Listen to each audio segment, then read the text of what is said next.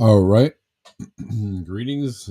Good to see you. Welcome back to Black Bear News, where everything is connected.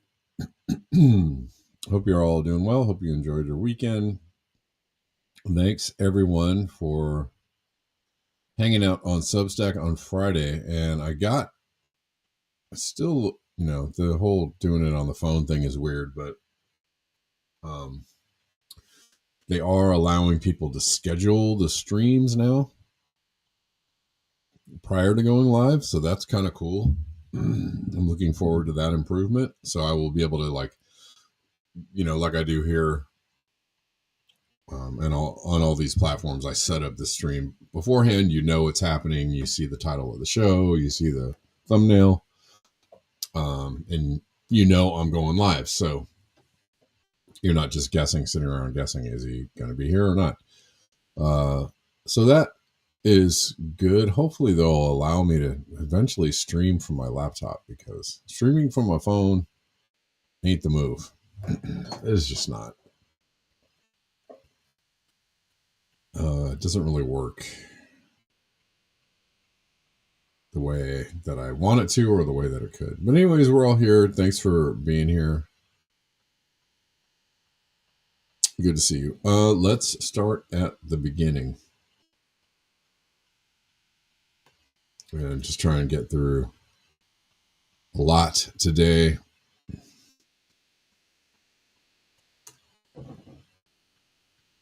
And it's from Genevieve Gunther, Dr. Genevieve. I'm in shock. I've started Abundance. This is a book called Abundance by Ezra Klein and Derek Thompson. Sorry, you should be able to see this. No, you shouldn't. Now you should. All right. The very first pages, Klein and Thompson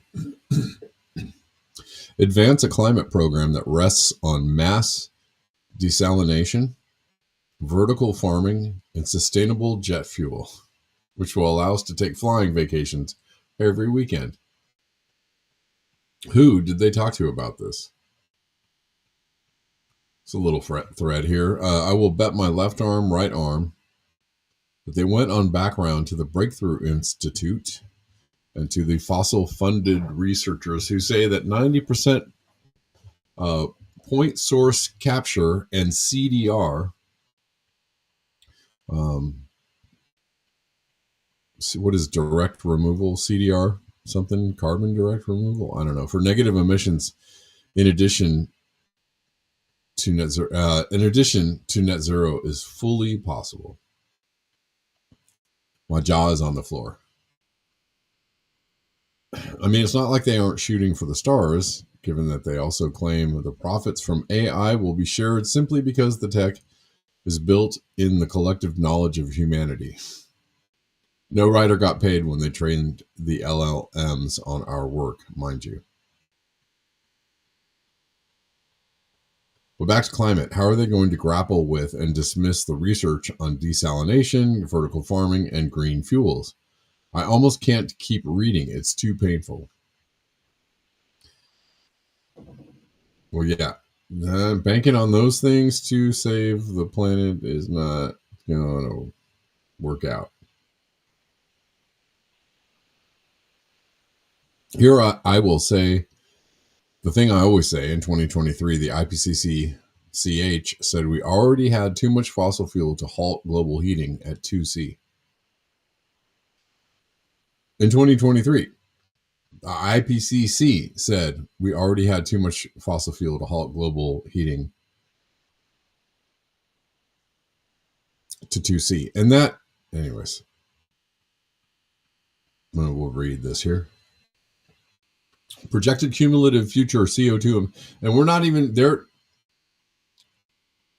These fellows aren't even, I don't think they're taking into account the lag, the carbon lag, that we have not seen the heating yet from past emissions. They're just talking about what's already been released, I guess. I suppose that's what this means somewhat, but I have a feeling they're underestimating. Projected cumulative future CO2 emissions over the lifetime of existing and planned fossil fuels. So they're kind of banking on the what's available now and what's being planned to be made available, right? It's not the same as a lag. Projected cumulative future CO2 emissions over the lifetime of existing and planned fossil fuel infrastructure, if historical operating patterns are maintained and without additional abatement, are approximately equal to the remaining carbon budget for limiting warming to 2C with a likelihood of 83%. High confidence. It's already a done deal, yo. To put it in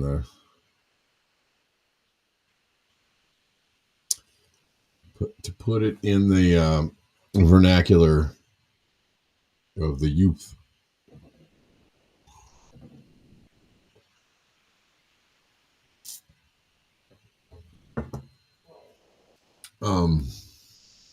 So yeah. It is already a done deal. And we're going to look at another reason why. Maybe they will surprise me and call for the phase out of fossil fuels. Oh, that's absurd, of course, et cetera, et cetera, et cetera.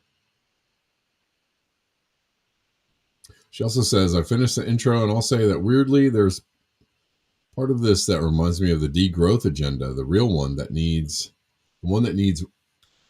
recommends rerouting production to meet human needs.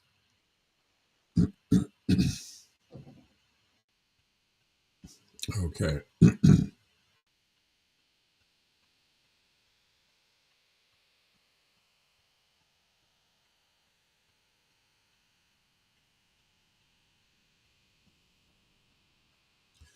Malcolm Young says we are already at 10C equilibrium, straight from Hansen. Yikes. Yeah, zoinks.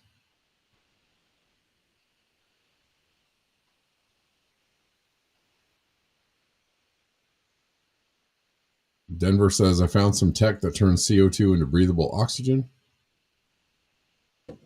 Okay.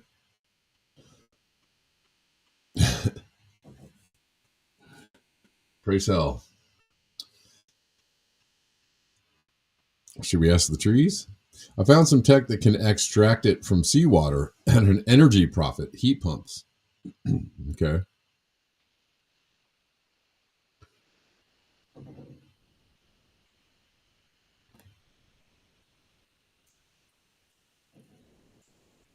Yeah. I'm not sure. I'm not sure.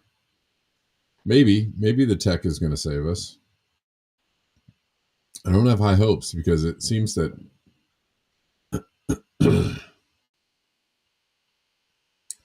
um, seems that the tech is being used to conquer and um, gain, gather and hold access to the remaining resources of the planet. Maybe after we've been fully conquered and delivered into a state of like a steady state totalitarian panopticon society, maybe then they'll get to working on the climate change. I don't know. What do you think? Yeah. Well, that's what I was thinking, Denver. We're too busy doing dullard and retard shit. Right. People are too busy, driving their Chargers and Camaros.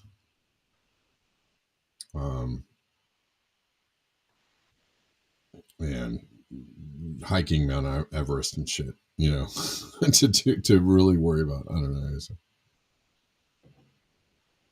Bella said, I found tech to give humans unlimited free energy. Should I give it to them? Mm-hmm. I was just watching by proxy, watching a Y-Files about Tesla and HARP. I'm going to go back and watch the actual video about Tesla and HARP and free energy.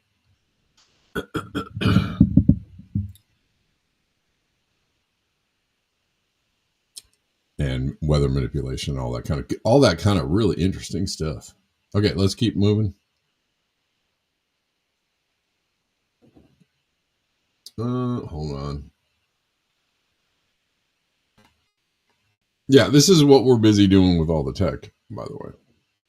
And I don't know that this is going to go in a really great place. Saw a lot of interesting posts on where China's at regarding their tech advancements, but this is, and one of them was regarding dark factories, which are factories that are completely run by robots and AI. They require no lights because there are no humans there. They're just making things without any human interaction or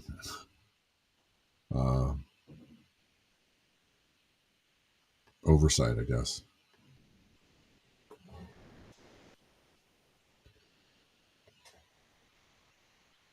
Oh, Giza Underworld. Here. Sure. I would like to see that. So anyways, I saw this. DeepSeek is AI that costs pennies. Unitree is robots that cost less than a MacBook. I think that they said that's not true, but fairly cheap, as robots go. Like they cost like half a car. The future of cheap, scalable digital labor. It's not science fiction anymore. And I don't, somebody said, how scalable is this? Well, depending on how much energy they actually use, we'll see. But the thing is, this looks better than the Boston Dynamics video as far as capabilities, as far as like movement goes. If this is real, this robot is ahead of the Boston Dynamics one, and that one was pretty good.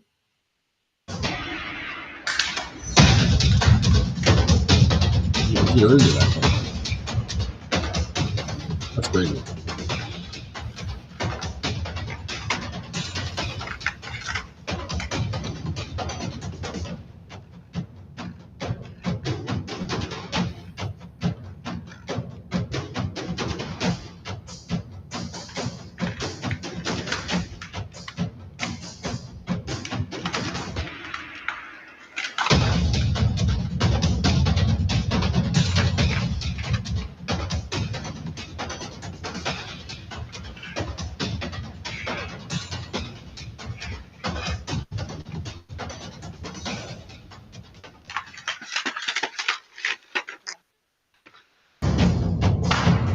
That's that video.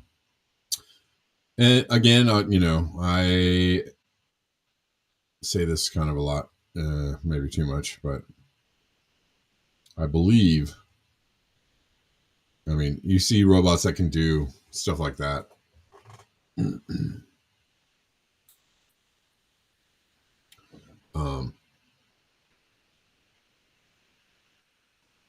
Seeing stuff that can do robots that can do stuff like that. Like,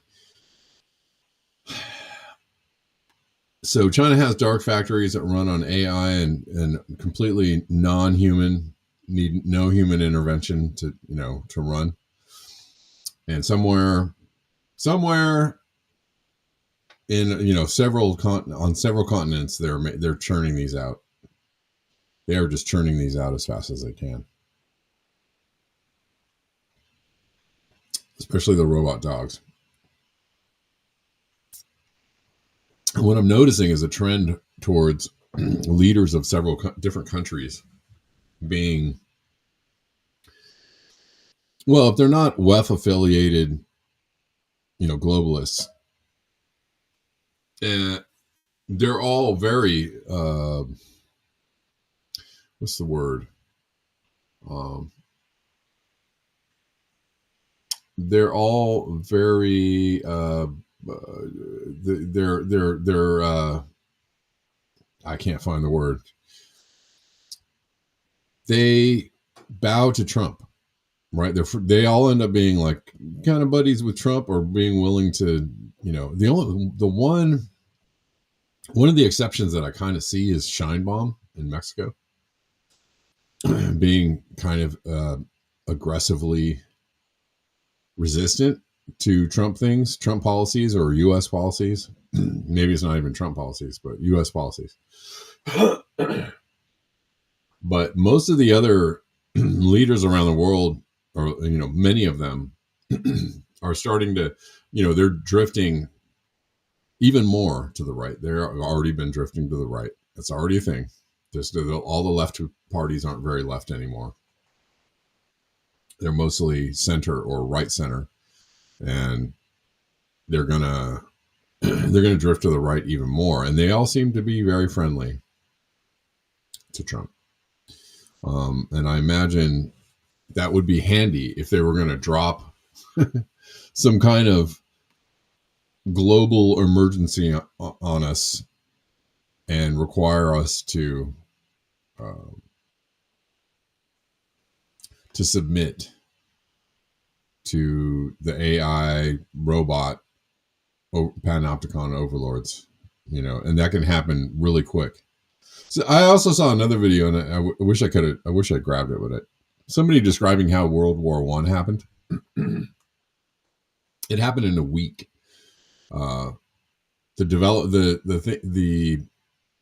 The scenario that developed into World War I happened in the space of a week. I'm sure there were lots of things that were going on in the background before all that, but it took a week. It took 7 days for the world literally to be at war. How long did it take for COVID to really get running? A couple of weeks, maybe 3 weeks at the most, for it to really kind of start snowballing. It wouldn't take long. It wouldn't take long for, it would take a month or less for something, for a great recession, for a power outage, like a worldwide power outage, or at least a regional power outage that could pretty much take down everything.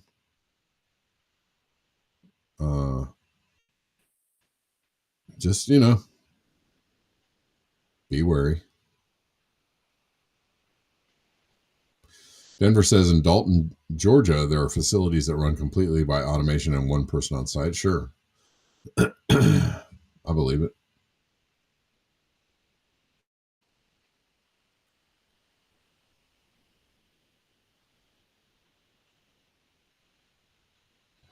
AOD wants to know how long it runs around when you cut its head off.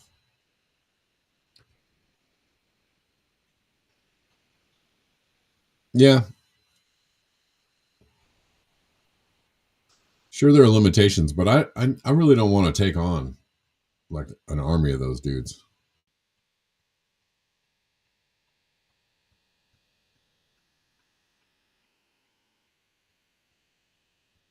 Yeah.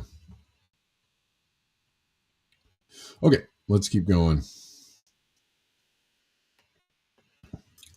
Lots and lots and lots to cover today. I'm not really even going to make it through everything I got. I'm sure. I'm sure of it, but we've got tomorrow. This is a good. Oh man, this is. If you want to know how fake the left-right divide is, if you want to know, and it really sucks because people are literally being, people. Sorry for my lefty-leaning friends, but unfortunately, but the right is brainwashed too. But I'm just saying the left is fully brainwashed and brainwashable because all you need to do is go Trump is bad, and they'll be like, what? And they will lose their minds, absolutely lose their minds to the point where they just can't think anymore or see through things anymore, and they will gladly, almost do anything if it's somehow seen as something that Trump endorses or pro-Trump. They will, and this is by all means not an endorsement of Trump at all, because that dude is running amok and not in a good way.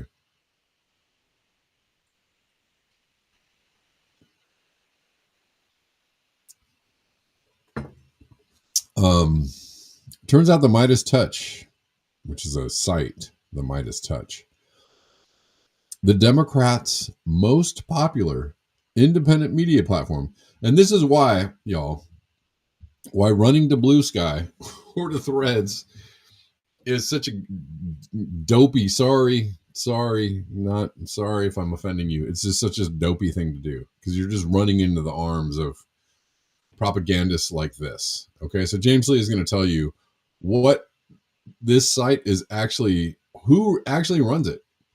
The Democrats' most popular independent media platform is actually being run by Republicans and turning their minds into slop. This has got to be one of the most successful psyops of all time. It is right next to Trump. It's one of the most successful. Trump himself is a psyop. One of the most massive psyops ever put upon people is Donald Trump, and it works like a charm because you just have to say Trump, and people will lose their freaking minds, either in support or in on a level of hatred.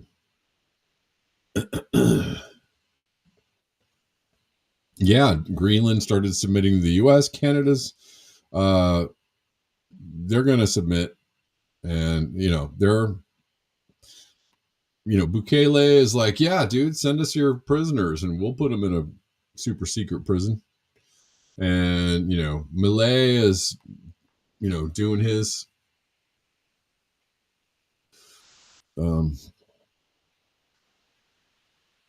chainsaw thing. Okay, let's watch this from James Lee. So Midas Touch, the podcast that dethroned Joe Rogan, is not really what you think it is. Let me explain. So Midas Touch, they claim to be an independent news network and also unapologetically pro-democracy. But then their entire channel is basically just Trump sucks. An ugly collapse. Stay awake, Donald. Beg for mercy, Donald. I guess this is enjoyable for some people. But regardless, if you like Trump, don't like Trump, doesn't matter. The whole entire thing is a huge grift for money. The editor-in-chief, Ron Filipkowski, he is one of those Republican turned Democrats, very recent, probably one of the easiest grifts of all time. That grift goes both ways, by the way. There's a lot of other people who make a lot of money going the other direction. But the crazy part is that Filipkowski basically admitted to the press very recently that the whole thing is just a business play. Quote, the Midas guys as a team said, we are going to do this to Trump, Filipkowski said. We are going to hit every gaffe, every mispronunciation, every slurred word, every mispronounced name, every time he mixes up a name. We're going to clip that and we're going to put it out there and we're going to put it in montages. Why? Because no one else was doing that. Before last August, you can't find a mainstream media story about Trump mispronouncing words and slurring words. they weren't out there. That's just business strategy 101. You identify a gap, and then you fill that gap, and then you make a lot of money. Also, reportedly, they're not allowed to cover subjects like Gaza. Wonder why that is. And maybe my favorite headline in a while, which I think articulates very nicely the end byproduct of the Midas Touch grift, is, quote, Midas Touch turns Democrats' minds to slop. Anyway, just thought people should know about the most popular independent pro-democracy platform on the internet. Right. And which is a perfect, polar, opposite, or whatever you want, mirror to Joe Rogan, right? Because Joe Rogan is a super popular independent. Joe Rogan is always identified as a lefty, but it's, he has been very welcoming to a lot of the tech lords, a lot of the libertarian, the supposedly new independent media peoples. And people have been pointing out how Joe Rogan is wittingly or unwittingly, he's been awful helpful to the Trump administration, or to the whatever has been going on, Elon Musk and the whole Doge thing. And, he's part of the faux independent media thing that's happening. But, they're on huge corporate platforms, backed with lots and deep pockets. And I'm sure people that, might be guiding the conversations to go in a certain direction. Mm-hmm. Trump just, allowed BlackRock to buy back the Panama Canal.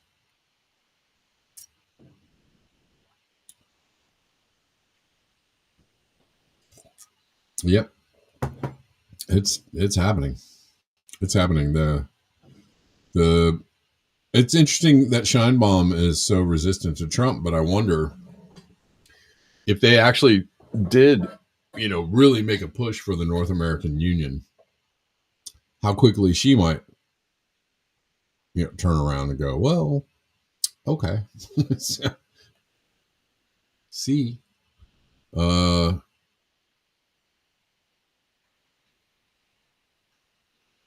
right.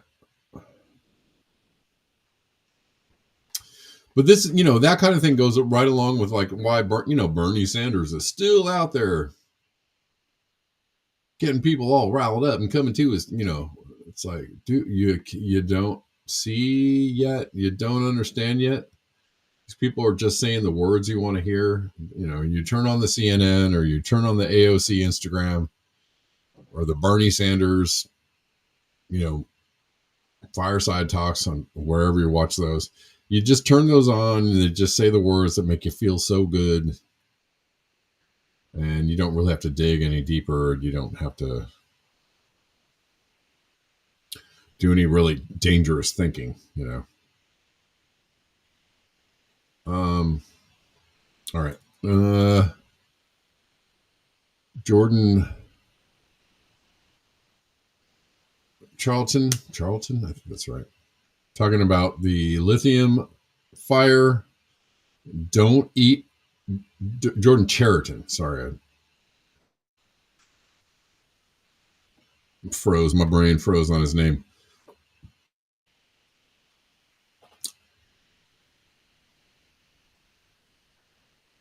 Jordan Chariton telling you to not eat strawberries from a particular grower area because they're being grown next to the lithium plant, the exploded on fire lithium plant. Hold on, we're gonna get this back here.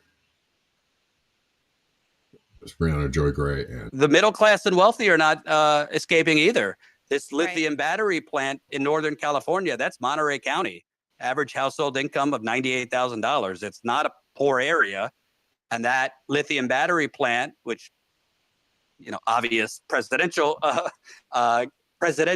hopeful Gavin Newsom rammed through, because in his clean energy goal, he rammed that through in Northern California, right next to what is known as the salad bowl of America, because 70% of our vegetables are grown there. And what do you know? When lithium burns, the fire department can't put it out because lithium is reactive to water. So you have to let it burn. Christ. So that fire went on for days. It's 2.5 months later. People are still sick. Nosebleeds, chemical burns. A pregnant woman I interviewed was 1,000 feet from that. Her kids were sick. Very severe fatigue. Like if you when you come here, you feel fatigued, you feel tired. I think that there is, obviously some kind of political, financial, hand in pocket agenda to, quiet the reality of the short and long term health symptoms or complications in order to essentially restock those batteries as soon as they can. So if you look here on the outside, you'll see there's like this blackish tone. I don't want to touch it. And the independent testers found high heavy metals in the soil. It's like the Twilight Zone. My wife and I were shopping the other day. We're getting strawberries, and I'm anal about this because I cover it. I said, no, we can't get those strawberries because they're from their farms right next to this plant. Oh, everybody else in the store have no idea about it, so they're just getting the strawberries. So I even texted my sister-in-law because my niece loves strawberries, and I said, don't get this brand because there's soil contamination. Christ. But the masses do not know. So sometimes I just feel like I'm shouting into a void because there's so many horrible things. And the normie Dems and the normie libs think all of this started under Trump. No, this has been a cascading 40-year corruption. When you have, I don't agree with my old boss on many things, but Jank has said it right. We have a system of legalized bribery in this country, and it's killing people. So, some acutely and some later on. So if you're a big label reader, if you're researching, investigating, figuring, trying to keep an eye on where your food is coming from, make sure that you're not getting your produce from places that are growing in the vicinity of this lithium plant. All right, I want to talk about the Mars stuff for a second. Just, it's a big thing today that's happening, and Elon is posting pictures. Supposedly, this is Mars.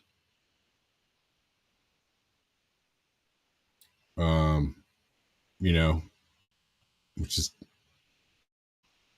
it's taking up a lot of the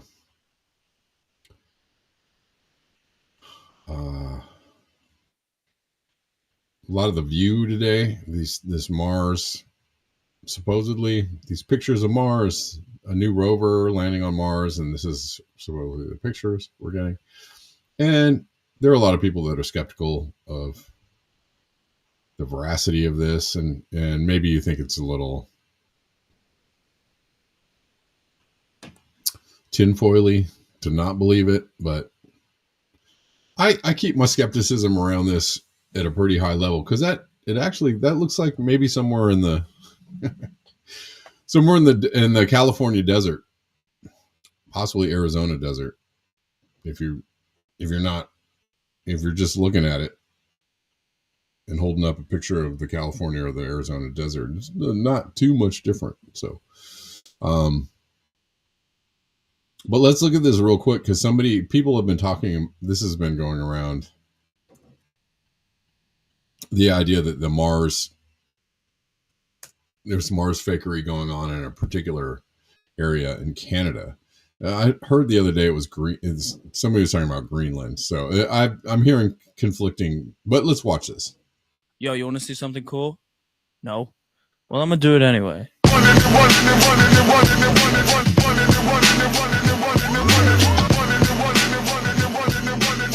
This is in Canada. Devon Island. No, nobody can do it like me. Zoo Pals play This is with a the king truck with a NASA I was sticker the on it. black top king, 360s in my green machine. I was a kid and I was breaking down doors. Listening to Tribe, now we on a world tour. We gave them hell and now we gonna give them more. JVB, Mighty Morphin like Megazord. Yo, top power like Ranger, range like Rover, strong bulldozer. Autobots roll out, hit the scene. Fresh wax on the paint, it's clean. Who the gang? Light up the tires. The Jay-Z's popping and spitting out fire. Never retire, stare and admire. My drip don't expire. Oh my God, that is fire. Okay.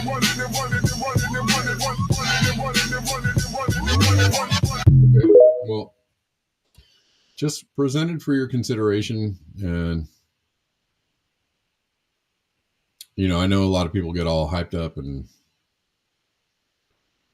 excited about the technology, and maybe you're excited, maybe you're not excited about going to Mars, but there are people pointing out that maybe it's not even, this isn't even, somebody else was saying like, okay, so it takes, I need like a serious booster to get my Wi-Fi to the third floor of my house, but you guys can send signals pretty quickly over really enormous distances, you know, like, okay. Well, you got to pay extra for that, right? That's an upgrade. That's the what package is that? That's the galactic package. That's the the AT&T the Rover package. I don't know. That's extra, okay? One more on this.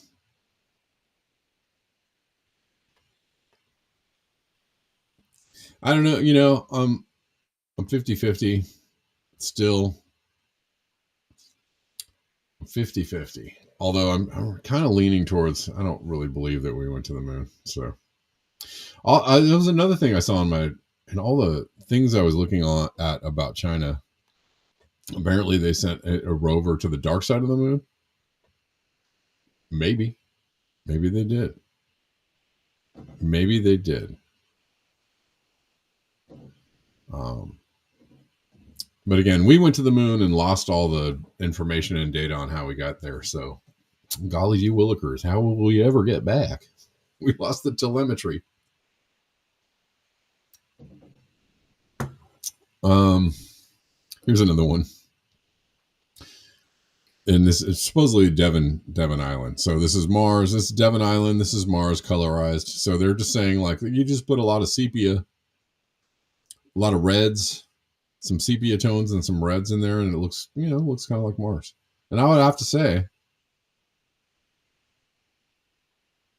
I mean, maybe, I don't know.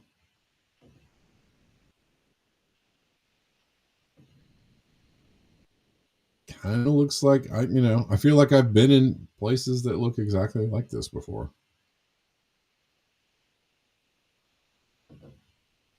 But how would you know? I have never been to Mars, so I can't tell you.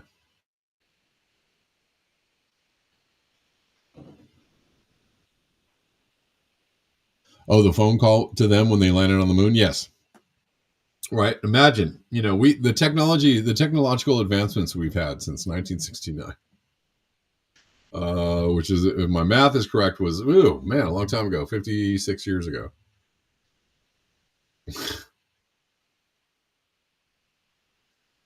56 years ago, when we didn't have smartphones and like the satellite capabilities we have, and we just didn't have any of that. But somehow they called these dudes on the moon.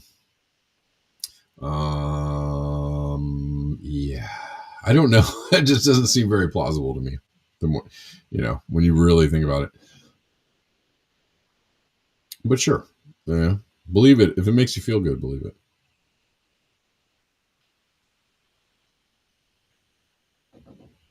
Oh, you know what was great? This is the best post about this.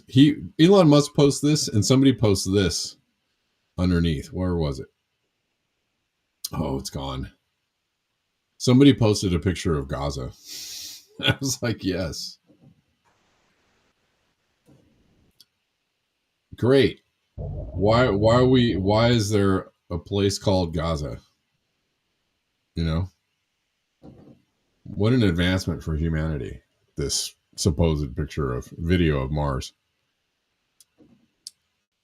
Now, let me know how you're going to stop the genocide, my dude. Muskie. All right, let's keep going. Oh, hey guys, if you like the show, if you are a fan of this show, if you like watching this show, if you like watching the show for free 99 Monday through Friday,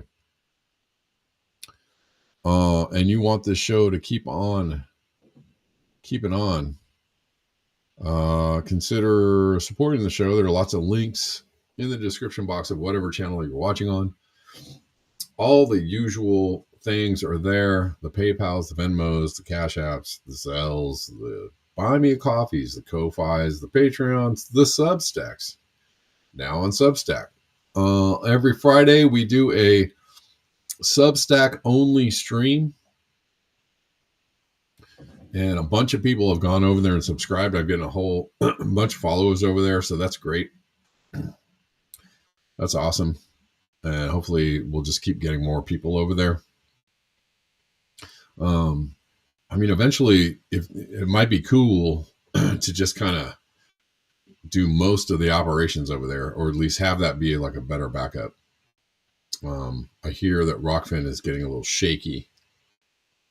I keep hearing that. I don't really see it, but I keep hearing that Rockfin's getting shaky. I did go to James Corbett's channel, and it is zeroed out on his followers, and that is surprising and dismaying, because he does good content, and I feel like Rockfin would be a perfect place for his stuff, but apparently they're kind of booting people randomly. So who knows, one day, I hope that doesn't happen, but one day we could need to be on another platform. And for now, it seems like a good alternative is Substack. So I won't say any more on that.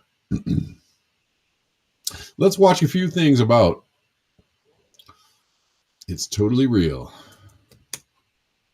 Katie Halper dropping like a big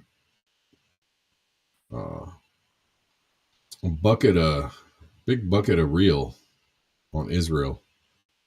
Let's hear her talk about Israel for a second. Oh, really? On mobile, the followers are there? On Corbett? Really? Interesting. Okay. Maybe it's just a glitch. Maybe they're just being glitchy. I don't know.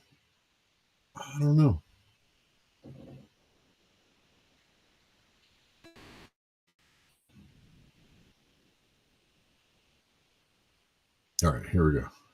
There's literally nothing that Israel won't do in the name of vengeance and in the name of continuing Zionism. For some people, the takeaway is, as long as they're not literally putting people in ovens, as long as they're not doing exactly what the Nazis did, that somehow that's okay. It's actually not okay. Never again doesn't mean never again in the exact same way that the Nazis did it. If that's your takeaway from the Holocaust, you really need to look at yourself and do some soul searching. I'm Jewish. I lost members of my family during the Holocaust. And the truth is, Israel does not represent me. Israel does not make me safer. In fact, it puts me and all Jews in greater danger, because as Israel commits these crimes against humanity and live streams them, and in some cases gleefully live streams them, we've seen soldiers doing this, Israel doing that and saying it's in the name of Jews, that will create anti-Semitism. That is absolutely correct, because the amount of blowback that they're generating, the kind of unintended consequences that they're generating from this stuff, if you generate enough antipathy towards, a group of people or people that are doing something, if you generate enough, anger, hostility towards these people, eventually people are going to, get really upset. And that is not going to be good. It's not going to be good for anybody. Yeah. The idea that Israel represents all Jews is in itself an anti-Semitic idea. The dual loyalty trope says that all Jews are a monolith and we're all loyal to Israel and we can't be trusted to be loyal to other governments, regardless of where we live. That is really what Israel is leaning into. And you have anti-Semites and then the government of Israel, AIPAC and the ADL, all making the same argument, which I think really shows you the dangers and the inherent anti-Semitism of Zionism. People like to claim that anti-Zionism is anti-Semitic. Well, it's actually not, given that you literally have more Christian Zionists in the world than you have Jewish Zionists. This particular Christian form of Zionism wants Jews to go back to Israel so we can provoke the end times, Armageddon. All Jews except a very lucky 400 who accept Christ as their Lord and Savior burn for all of eternity. So these are the allies. All these cancel culture warriors who talk about right-wingers being canceled are very silent, interestingly enough, when it comes to critics of Israel, who are probably the most canceled people of all. If you're a Palestinian critic of Israel, you're very, very, very canceled. If you're a Jewish critic of Israel, you're less canceled, but you're still canceled. You're just canceled as a self-loathing Jew as opposed to an anti-Semite, which is a significant difference. I mean, I was fired by a network for saying that Israel is an apartheid state. So my being Jewish didn't really protect me. And of course, there's a huge bias in the way that corporate media reports on Israel-Palestine. They're very clear when Russia does something. Russia bombs, Russia strikes, Russia kills. When it's Israel, it's often Palestinians killed in attack, Palestinians dead after bombing. We even know that networks and outlets instruct their writers and reporters not to use certain words like genocide, not even to use the word Palestine. In fact, the reporting by the New York Times on the alleged mass rape used by Hamas was so bad that they had to cancel a podcast that they were going to do about it because there was so little to back it up. Now, on the other hand, you have countless stories and allegations of Israelis raping Palestinians. That got totally ignored. It's really fascinating that we hear time and time again about the 40 beheaded Israeli babies, even though there was no evidence of that. And we do have evidence of... Oh, speaking of the Israeli rape, I just saw something on the fact that they used female Israeli soldiers to do a lot of the raping. So, for what that's worth, I don't know. Believe women or something? I don't know. Actually beheaded babies, children with their heads blown off. I mean, we saw a child literally shredded. Various representatives of the Israeli government are never asked about that. They're never asked to condemn Israel's violence. They're never asked to condemn Israel's terrorism. There was a doctor who was tortured to death. If you don't already feel disturbed by the images of Palestinians or the stories of Palestinians, the story of Hind Rajab, who was left in a car to die when she was begging for help, and Israeli soldiers shot up the car and shot up the ambulance trying to rescue this girl. Oh, okay. I can't play the whole thing in the interest of time, but this is out there for everybody to watch. And I think she's really laying it down and putting it out there. Putting it in a way that I think is understandable for people, hopefully, if you don't understand the situation. Here's Anna Kasparian doing a serious rant. This is a shorter one. This is kind of an epic rant. And, I mean, mostly she works for a channel that has been mostly detestable, but this is here we go. AIPAC is evil.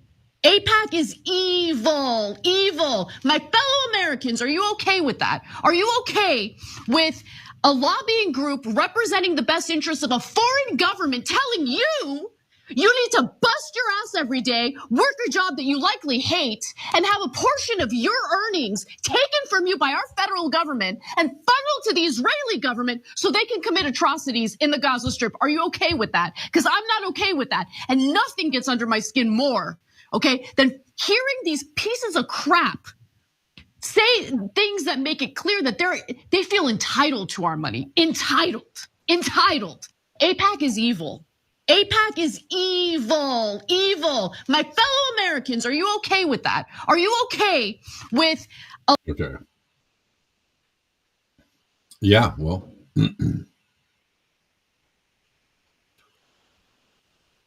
Why are we okay with this? Why are we even allowing this? Why is anybody allowing this? Why is it somebody allowing a foreign government to have such influence over what to do to influence policy? and influence, what we're doing legally and politically in this country. This is not reflected by what Americans want, believe, wish for, anything. They have been wholly and completely co-opted and turned into basically an entity that works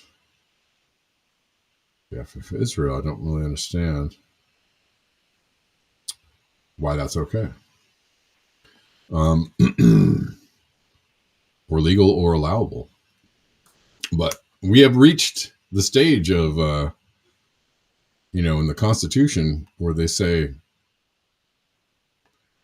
the thing about, when the government has turned tyrannical, it is incumbent on the people to dissolve the government and start a new one. I think we're at that stage. So I think we're already here. Let's see. Hassam Shabbat was our eyes and ears. This is from Max Blumenthal. Our eyes and ears for 17 months. Israel's murder machine just targeted and killed him while he was in the field, and my government gave the green light. Rest in peace.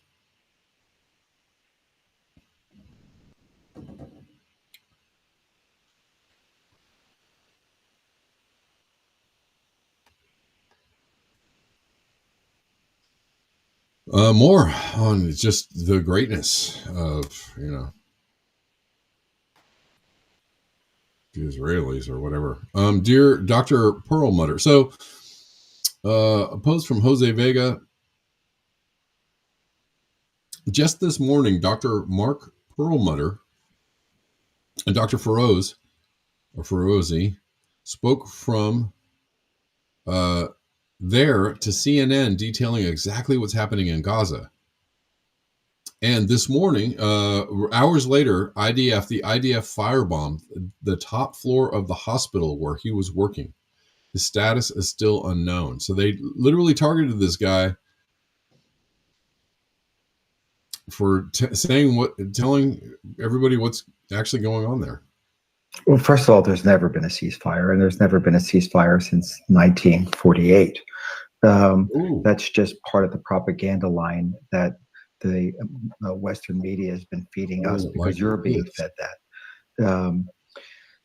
The carnage induced by our last 5 presidents are largely Republican legislature and the previous legislatures, and the whitewashing performed by the American and Western European legacy media is directly responsible for 100% of the 100,000 kids that are acknowledged to be dead or which have yet to be found because they're buried under the rubble.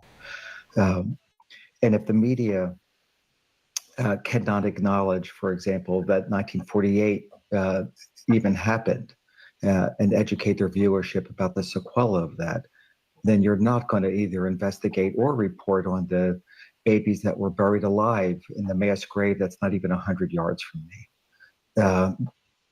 The issue is that when it's a thunderstorm in Palestine since 1948, and Israel says it's sunny outside, the American and Western media, I'm not picking on you specifically, but the media in general, says it's an absolutely beautiful day. And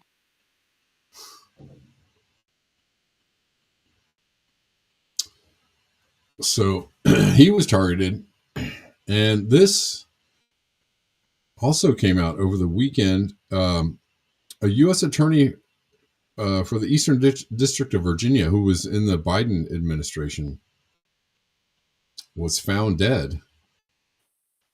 I believe it was. Well, this is from yesterday. I believe it was in the last few days she was found. Did Israel assassinate another inconvenient U.S. politician? Former U.S. attorney for the Eastern District of Virginia, Jessica Aber, was found dead in her bed yesterday. So I guess that's Saturday. She spent years exposing an Israeli plot to illegally bring Israelis into the U.S. with fraudulent visas.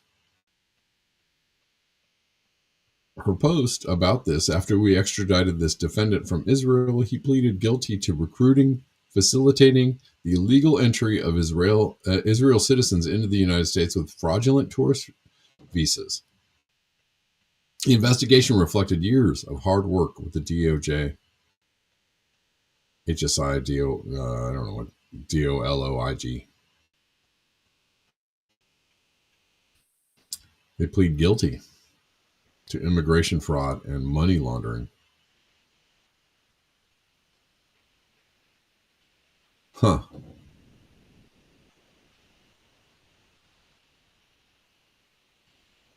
Well, I'm almost nearing the end of my show, but I'm going to, on that note, here's one more interesting video I wanted to watch.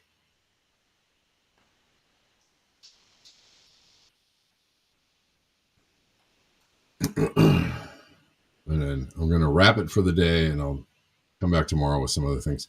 The CIA has been importing illegal immigrants from specific countries, concentrating them into one state.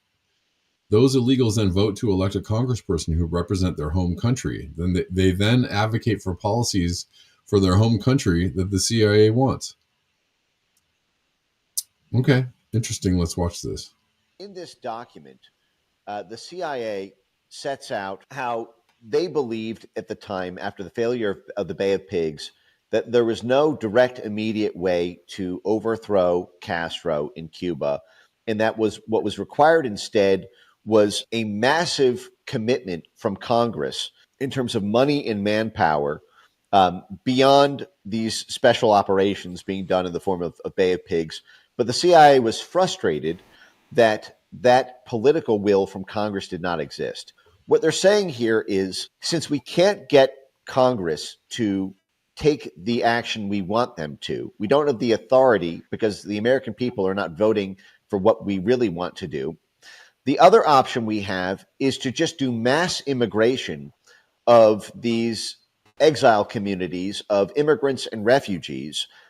And over time, if we give unlimited support to these exile groups, they will form enough of a lobby on themselves to affect the internal politics of Congress, with importing tens of thousands of Somalians into Minneapolis, Minnesota. Lo and behold, that produces a congresswoman like Ilhan Omar, who then goes and advocates on behalf of the Obama foreign policy for Somalia and Eritrea and Kenya and the whole region. Seeing that in writing from the Cloak and Dagger Central Intelligence Agency 60 years ago, and that we're dealing with the same issue right now as we take on the immigration issue, really is a sort of Back to the Future moment.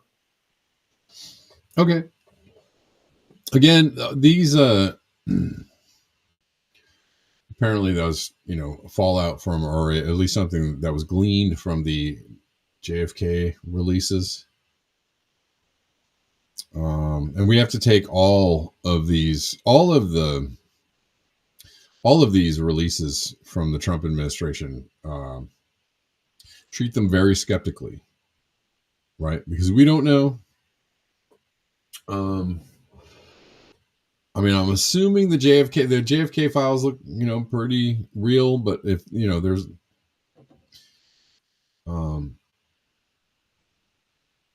I think some of them can be verified as official documents, but, just be wary. And especially whatever Doge and the USAID people are posting, like there's a lot of fake information there. Fake and or unverifiable. So you want to be, you want to verify things as best you can and not just run. If I'm playing something that is unverified, I will let you know it's for, it's just something that's interesting or something to think about, but not necessarily verified and or true.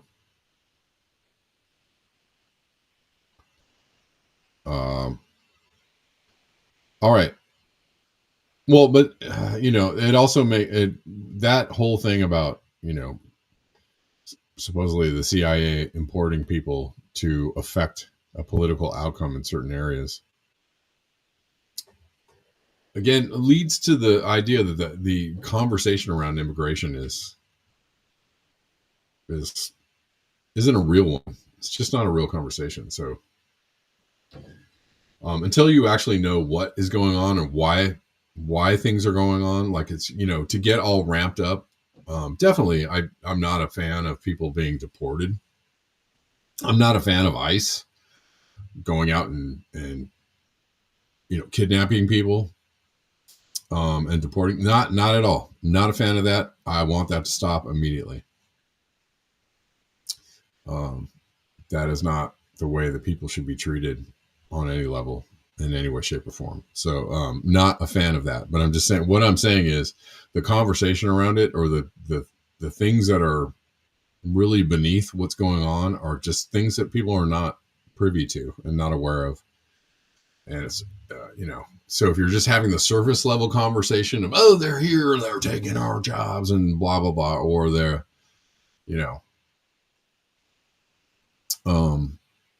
they're just here as political, refugees, and maybe, I'm sure many are, but some probably aren't, or they're here as political refugees, but they're being used for other reasons. They're being, used and supported and funded, for ulterior motives. So it's just, you gotta have all that information before you have a conversation about what is really going on. Okay.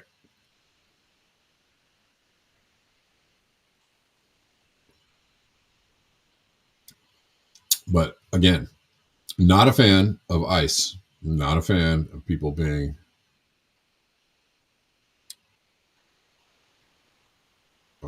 rounded up, deported, detained, especially without, trial or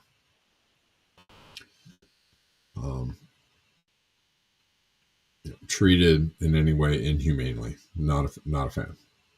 All right, guys. Thank you. I appreciate you.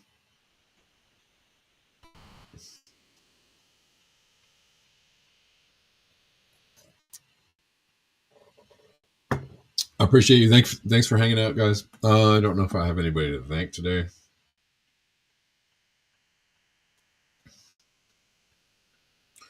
Not sure.